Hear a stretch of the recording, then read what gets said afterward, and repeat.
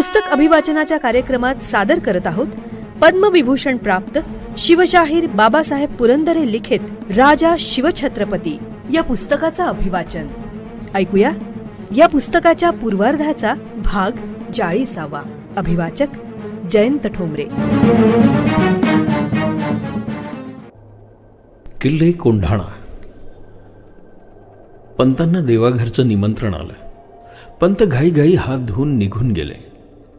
कारभाराची सर्व जोखीम शिवाजीराजांच्या कोवळ्या खांद्यावर पडली. राजांनी दौलतीची शिक्के काठ्यावर उचलली.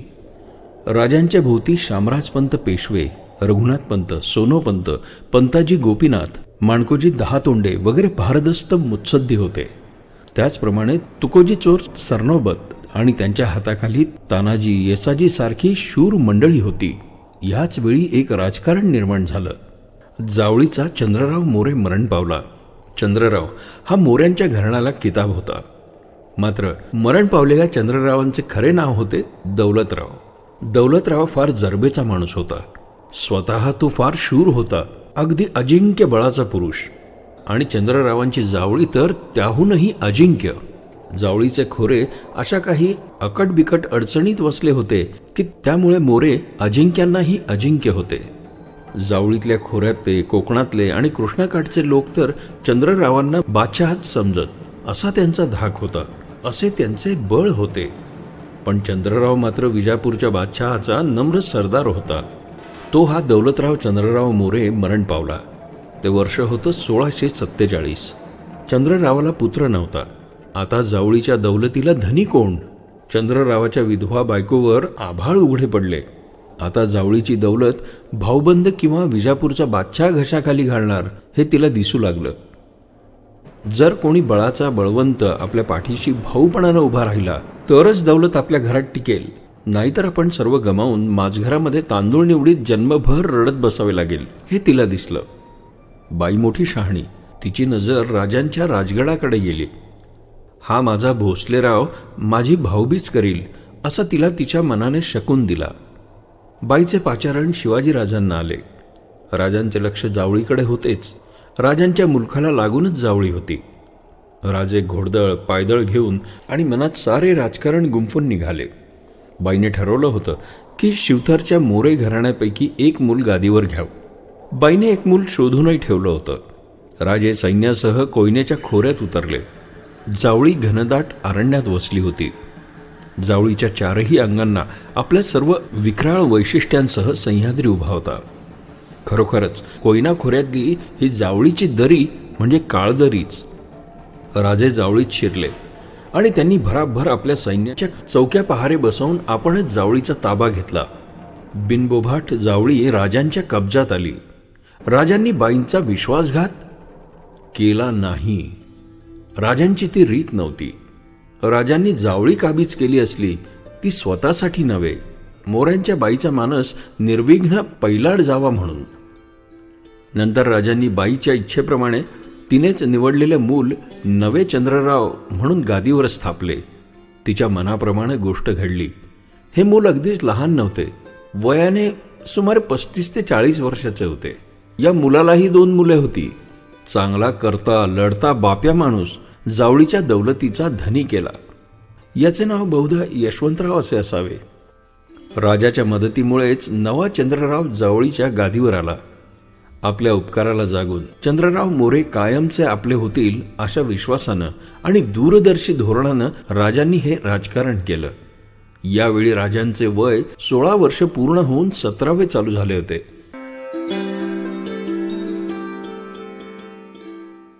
राजे जावळीहून परत आले. आता तर केवढी मोठी राजकारणे वाढून ठेवलेली होती.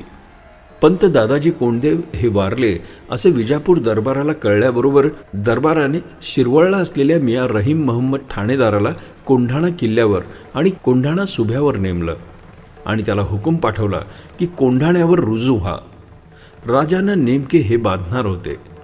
हा मियाँ रहीम आपल्याला फार त्रासदायक ठरणार हे राजांनी आधीच ओळखलं होतं. ते विचारात पडले होते की कोंढाणा ताबडतोब आपल्या कब्जात कसा घ्यावा. कोंढाण्याचा किल्लेदार यावेळी सिद्धी अंबर वाहब म्हणून जुना आणि कर्तबगार माणूस होता. त्यामुळे तर जास्त अवघड काम होतं. राजगडच्या ईशान्येला बरोबर 6 कोसावर सरळ रेषेमध्ये कोंढाणा आहे. राजांची नजर कोंढाण्यावर खेळली होती. कोंढाणा हवा, कोंढाणा स्वराज्यात हवाच. राजांनी बापूजी मुदगल देशपांड्यांना आपल्या मनातील गूज सांगितली. कोंढाणा हवा, काहीही करून कोंढाणा हवा. बापूजी कोंढाण्याच्या दक्षिणेस पसरलेल्या खेडेबाऱ्याचे देशपांडे होते, त्यामुळे कोंढाण्याची नस ना नस त्यांना माहिती होती. पण कोंढाणा काबीज करणे म्हणजे काय थट्टा? 6 महिने झुंजूनही हाती येणे कठीण, पण माझ्या अकलेचे बळ दाखवतोच राजाला, अशी गाठ मनाशी बांधून बापूजी निघाले एकटेच. आणि काय सांगावी बापूजींच्या गुळचट जिभेची तारीफ. बापूजींनी कोंढाण्याच्या गडकऱ्याची कारस्थान करून त्याला फितवून भुलवून आपली माणसं गडावर घातली. बिनबोभाट कोंढाणा बापूजींच्या स्वाधीन झाला. न लढता गडावर झेंडा लागला, तलवार लाजली. आता कोणी कोणाला हिणवायलाही नको की बामणाचे काम आणि 6 महिने थांब. झटक्यात काम झाले. राजे बेहद्द खुश झाले. आणि मिया रहीम मोहम्मद नामजाद सुभेदार किल्ले कोंढाणा आपल्या सुभेदारीचा ताबा घ्याव्यास शिरवळहून कोंढाण्याकडे निघाला. शिरवळहून कोंढाणा फक्त 11 कोस. आणि सुभेदार साहेबांना बातमी आली की गड भोसल्यांच्या पोरानं फितवा करून बळकावला. मिया रहीमला चढफडत माघारी फिरावे लागले. बिचाराच्या मुंडावळ्या वाटेतच तुटल्या. त्याने ही खबर विजापुरास कळवली. तो दुसरे काय करणार? विजापुरास आजपर्यंत शिवाजी राजांविरुद्ध कितीतरी वेळा बातम्या आल्या होत्या. शिवाजी भोसले उन्हाळ पोरे जमवीत असतो इथपासून बातम्यांना सुरुवात झाली होती. ही पहिली बातमी ऐकून बादशहा हसला. पुढच्या बातमीच्या वेळेस तो थोडेसच हसला. नंतर पुढे बादशहामुळे हसलाच नाही. एके दिवशी त्याच्या गुडगुडीतली राख किंचित उडाली आणि आता बातमी आली शिवाजी भोसल्याने कोंढाणा किल्ला कब्जात घेतला. बादशहा भडकला. त्याच्या गुडगुडीतली राख एकदम उडाली. शहाजीचा एवढासा पोरगा एवढी धाडसी करामत करू शकतोच कसा, याचे त्याला मनस्वी आश्चर्य वाटले. तांबडा थेंबही पडू न देता पोरानं गड कब्जा केला. सिंहाची गुहा सशानं बळकावली. अजबच. आता जर का बेफिकीर राहिलो तर शिवाजीची शरारत फैलावेल. ती गोष्माल केलीच पाहिजे, या विचारात बादशहा गडून गेला. शिवाजी राजांनी कोंढाणा ताब्यात येताच गडाचा बंदोबस्त केला आणि पुढची झडप घालण्याकरता किरण साधले. एक अकस्मात झपकन झडप टाकली ती शिरवळच्या ठाण्यावरच. मिया रहीम मोहम्मदाचे हे मुक्कामाचे ठाणे. पार दाणादाण उडवून दिली राजांनी. किल्ले सुभान मंगळही झपाट्याने घेतला. मिया साहेबांचे बिराडच हल्ले. शिवाजी राजांच्या मावळे मंडळींचा उत्साह भरतीच्या लाटेसारखा फोफावत होता. आणि शिरवळचा किल्ला शिवाजीने घेतल्याची ही ताजी खबर बादशहाच्या कानी पडली. न कळत एकदम कानाशेजारी बंदुकीचा बार उडावा तशी ती वाटली त्याला. ठाणे शिरवळ किल्ले सुभान मंगळ शिवाजीने कब्जा केला. बादशहाचा राग जास्तच भडकला. तो विचार करू लागला. मोठ्या गहन चिंतेत पडला तो. का एवढेसे चिमुकले बंड मोडाला एवढा विचार? एखादा मोठा फौजबंद सरदार किंवा 10 तोफा पाठवल्या असत्या तर 4 तासात हा सर्व पोरखेळ आसमानात उडाला नसता का? मग त्यासाठी एवढा विचार, चिंता? होय, कारण हे तितकं सोपं नव्हतं. शिवाजीचं बंड मोडणं ही एक क्षुल्लक गोष्ट आहे असे बादशहाही समजत होता. त्यासाठी हुकूम सोडून एखादा सरदार शिवाजीवर पाठवण्यास तो आधीही झाला होता. पण हे करताना त्याला धास्ती वाटत होती शहाजी राजांची. आपल्या पोराविरुद्ध फौज गेली आहे असे जर कर्नाटकात शहाजीला कळले तर तो बिथरेल. त्याच्या हाताखाली कर्नाटकात 15,000 फौज कुर्बान आहे. शहाजी बंड करील, त्याला ती सवय. तीच सवय त्याच्या पोरात उतरली आहे. दक्षिणेतील काफर राजे लोकही शहाजीवर मोठी प्यार मोहब्बत करतात आणि मग शहाजीचे बंड आपल्याच अंगावर उतेल. शहाजी शूर आहे. सतत 3 वर्षे निजामशाही आपल्या मांडीवर घेऊन तो दिल्लीशी लढत होता आणि म्हणून शिवाजीचे बंड मोडण्यापूर्वी शहाजीचा विचार केला पाहिजे. याच वेळी नेमकी एक थैली कर्नाटकातून आली. बादशहाचा प्रख्यात प्यारा सरदार अफजल खान यानं ती धाडली होती. खानाचा आणि शहाजीराजांचा मुक्काम जिंजीच्या पायथ्याशी आपापल्या लष्करी छावणीत शेजारी शेजारी होता. अफजल खानानं बादशहाला कळवलं होतं शहाजीराजे भोसले बादशहांची बेमानी करीत आहेत. येथील राजेवार मराठ्यांची त्यांची रिश्तेदारी आहे. हजरत बादशहांच्या दुश्मनांना शहाजीराजे आतून मदत करीत असतात. ही दगाबाजी आहे. हुजूरनी या कलमाचा बंदोबस्त करावा. अफजल खानाचे हे पत्र पाहिल्यावर मग तर बादशहा सुन्नत झाला. शिवाजीला पकडायला जावं तर शहाजी नक्कीच बंड करील आणि शहाजीला पकडायचं ठरवावं तर तो हमखास बंडाचा वणवाच पेटवेल. आणि मग कुतुबशाह आणि मोगल टपलेले आहेतच आपल्यावर घाव घालायला. काय करावे, काय करावे? यावेळी लहमाजी ज्योती नावाच्या आणखीन एका शाही अंमलदाराचे असेच एक पत्र आले. शहाजीराजे हे जणू कर्नाटकाचे बादशहा बनू पाहत आहेत. इकडील राजे लोक शहाजीराजांना फार मानतात अशी तक्रार लहमाजीने केली होती. बादशाह मोहम्मद आदिलशाह मोठ्या विचारात पडला. पण सल्लागार मुत्सद्दी होतेच जवळ. बादशहानं आपला वजीर मुस्तफा खान यास बोलावून घेतले. दरबारी सरदारात यावेळी मुस्तफा खान, बाजी घोरपडे, अफजल खान, मंबाजी भोसले, फत्ते खान, फर्राद खान वगैरे सरदार शहाजीराजांचा आतोनात द्वेष करीत असत. राजांच्या सतत वाईटावर राहणारी ही मंडळी होती. यावेळी अफजल खान कर्नाटकात होता आणि बाकीचे विजापुरात होते. शहाजी भोसल्याला बायका पोरांसह आगीत ओढायला ही फार चांगली संधी आहे हे पाहून मुस्तफा खान आणि बाजी घोरपडे यांना फार उत्साह आला. बादशहानं मुस्तफा खानला आपला पेच सांगितला. त्यावर नवाब मुस्तफा खानने अचूक सल्ला दिला.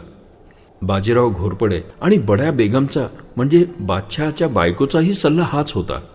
प्रथम शहाजीला कैद करायचं आणि मग ताबडतोब शिवाजीवर फौज पाठवायची.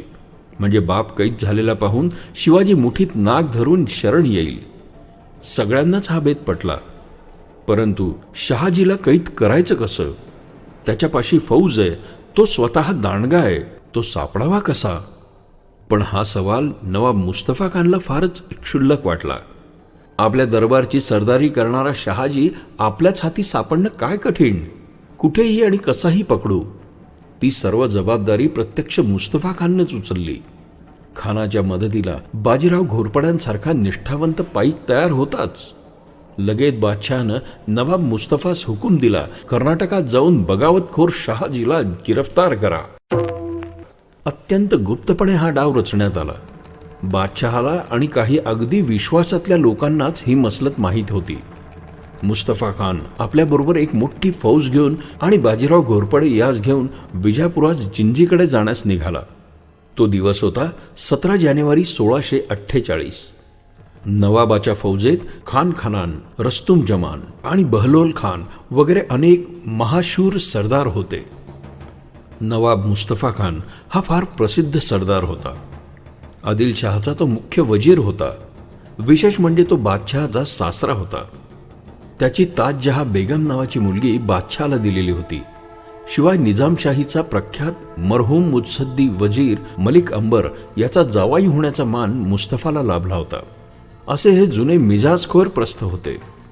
मुस्तफा खानाचे त्याच्या पदव्यांसह संबंध नाव होते मिर्झा मोहम्मद अमीम लारी नवाब मुस्तफा खान मनसब इकार ई मुल्की उर्फ खान बाबा. तो मूळचा खुरासान देशातला होता. शहाजी राजांना कैद करण्याकरता मुस्तफाची फौज जिंजीच्या दिशेनं वाट कातरू लागली. इकडे शिवाजी राजांचा स्वराज्याचा डाव रंगत चालला होता. आट्यापाट्यातला सूर जसा चौफेर लक्ष फिरवीत खेळत असतो तसा प्रत्येक जण सावधपणे आणि चलाकपणे वागत होता. राजगडाची बांधणी नेटाने आणि मजबुतीने चालू होती. राजधानीचे बाळसे गडाला येऊ लागले होते. वर्ष 2 वर्षात बांधकाम संपणारे नव्हते. आराखडा फारच मोठा होता. गड देखणाही करावयाचा आणि झुंजताही करावयाचा होता. एका माचीचा पसारा फारच मोठा होता. पद्मावती, सुवेळा आणि संजीवनी या 3 माच्यांशिवाय बालेकिल्लाही असाच अवाढव्य व्हायचा होता. 3ही माच्यांवर आणि बालेकिल्ल्यावर सदर कचेऱ्या आणि वाडेहुडे व्हायचे होते. श्रम, वेळ आणि पैसा थोडा थोडका लागणार नव्हता. काळजी होती, पण जिद्दही अशी प्रचंड होती की पुरा झाल्यावर कुणीही कबूल करावे की राजगडासारखा राजबिंडा गड दख्खनच्या मुलखात दुसरा नाही. सह्याद्रीच्या मस्तकावर शिवाजीराजे राजधानीच्या मानाचा भरजरी मंदिर चढवित होते. नव्या राजधानीच्या आणि स्वराज्याच्या बांधणीत राजे आणि राजमंडळ हौशी शेतकऱ्यासारखे रमले होते. आपल्यावर एक महाभयंकर संकट कोसळणार आहे याची कल्पना कर्नाटकात शहाजीराजांनाही नव्हती आणि मावळात शिवाजीराजांनाही नव्हती. श्रोते हो, पुस्तक अभिवाचनाच्या कार्यक्रमात पद्मविभूषण शिवशाहीर बाबासाहेब पुरंदरे लिखित राजा शिवछत्रपती या पुस्तकातल्या पूर्वार्धाचा भाग 40वा आज आपण ऐकलात. रसिक हो, आपल्याला हे पुस्तक अभिवाचन आवडतंय, भावतंय, ऐकावंसं वाटतंय हे आपण दिलेल्या कमेंट्सवरनं लक्षात येतच आहे. पण आपण आपल्या याविषयीच्या कमेंट्स, प्रतिक्रिया आम्हाला रेकॉर्ड करूनही पाठवू शकता. या पुस्तक अभिवाचनासाठी येणाऱ्या प्रतिक्रियांवर आधारित प्रतिसाद या विशेष कार्यक्रमात त्याचा नक्कीच समावेश केला जाईल. मग आता त्यासाठी आमचा व्हॉट्सअप क्रमांक आहे 94 222 55 909. क्रमांक पुन्हा एकदा ऐका, 9422 55909. तसंच तुम्ही ईमेलही करू शकता. त्यासाठी आमचा मेल आयडी आहे imagead27@gmail.com. IMAGEAD27@gmail.com. तेव्हा आपल्या प्रतिक्रिया रेकॉर्ड करून आम्हाला नक्की पाठवा. आम्ही त्याची आतुरतेने वाट बघतो आहोत. आणि आता जाता जाता रेडिओ जयंतचे दर्जेदार कार्यक्रम ऐकण्यासाठी, त्याचं वेळोवेळी नोटिफिकेशन मिळवण्यासाठी रेडिओ जयंत लाईक करा, शेअर करा. आणि हो, रेडिओ जयंतच्या या यूट्यूब चॅनलचं सबस्क्रिप्शन फ्री आहे. तेव्हा लगेचच रेडिओ जयंतला सबस्क्राईब करा.